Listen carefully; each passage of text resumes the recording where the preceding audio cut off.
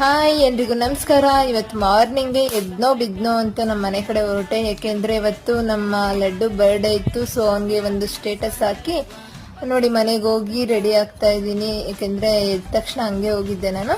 So ಅಲ್ಲೆಲ್ಲ ಮುಗಿಸ್ಕೊಂಡು ಡಿಮಾರ್ಟ್ ಕಡೆ ಹೊರಟ್ವಿ. ಸ್ವಲ್ಪ ನಮ್ಮ ಪಾಪುಗೆ ಐಟಮ್ಸ್ ಎಲ್ಲ ಖಾಲಿ ಆಗಿತ್ತು.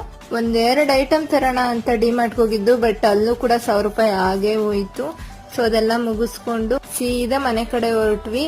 ಮನೆಗೆ ಹೋಗೋ ಅಷ್ಟರಲ್ಲಿ ತುಂಬಾನೇ ಹೊಟ್ಟೆ ಹಸ್ತಿತ್ತು. ಹೋಗಿ ಊಟ ಮಾಡೋ ಅಷ್ಟರಲ್ಲಿ ನಮ್ ಬರ್ಡೇ ಬಾಯ್ ಲಡ್ಡು ಬರ್ತಾ ಇದ್ದಾನೆ ನೋಡಿ. ಹಂಗೆ ನಾವು ಬಂದಿರೋದ್ ಗೊತ್ತಿಲ್ಲ, ಸರ್ಪ್ರೈಸ್ ಕೊಡೋಣ ಅಂತ ನಾವು ಬೆಳಗ್ಗೆ ಅಷ್ಟು ಬೇಗ ಎದ್ನೋ ಬಿದ್ನೋ ಅಂತ ಬಂದಿದ್ದು.